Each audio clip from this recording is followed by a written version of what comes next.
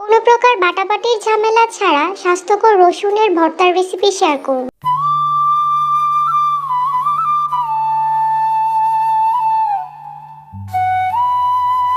ভর্তার জন্য এখানে আমি বড় সাইজের 5 পিস রসুন নিয়েছি। এরপর এইভাবে সবগুলো রসুনের খোসা ছাড়িয়ে নিব। এখানে চেষ্টা করবেন এরকম বড় সাইজের রসুন ব্যবহার করতে, এতে করে ভর্তাটা খেতেও মজা হবে আর তৈরি করাও সহজ হবে। সবগুলো রসুনের খোসা এভাবে আমি ছাড়িয়ে নিয়েছি। চুলায় প্যানে আমি 3 টেবিল চামচের মতো সরিষার তেল অ্যাড করে দিয়েছি। রসুন ভর্তাতে সরিষার তেলটাই ব্যবহার করতে হবে। 5টার মতো শুকনো মরিচ এভাবে দিয়ে দিলাম। তেলের সাথে মরিচটাকে একটু মুচমুচে করে ভেজে নিব। মরিচটা ভাজা হয়ে গেলে একই তেলে আমি রসুনগুলো দিয়ে দিব। রসুনটাকে তেলের সাথে এইভাবে হালকা একটু নেড়েচেড়ে মিশিয়ে নিচ্ছি। চুলার আঁচ লো মিডিয়ামে রেখে ঢাকনা দিয়ে ঢেকে রসুনগুলোকে 10 মিনিটের জন্য রেখে দেব। 10 মিনিটের মধ্যে রসুনটা খুব ভালো করে সেদ্ধ হয়ে যাবে।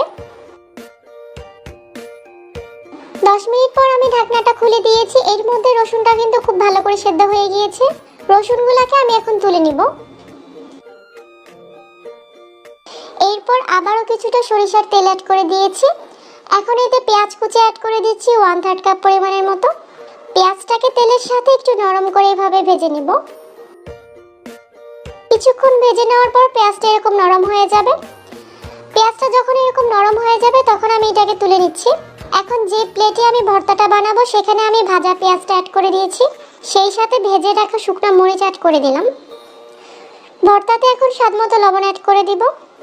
লবণের সাথে শুকনো মরিচটাকে প্রথমে এভাবে ভেঙে নিচ্ছি।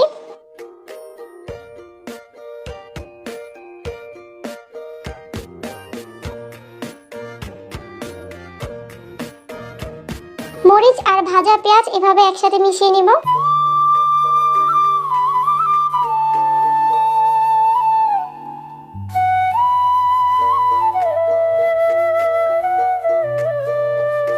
পেঁয়াজ আর মরিচটাকে একটা সাইডে রেখে ভেজে রাখা রসুনগুলো এখানে অ্যাড করে দিচ্ছি।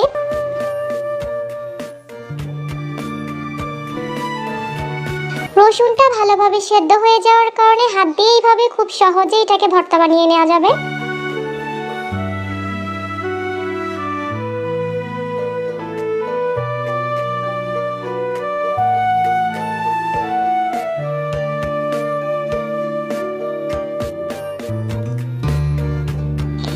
অল্প সময়ে মজার এই রসুনের ভর্তাটা এইভাবে বাসায় একবার হলেও ট্রাই করে দেখবে।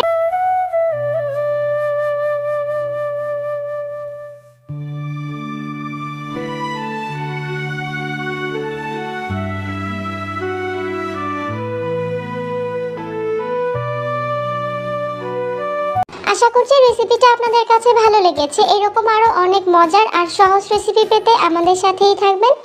আজ এ পর্যন্তই। সবাই অনেক ভালো থাকবেন। আল্লাহ হাফেজ।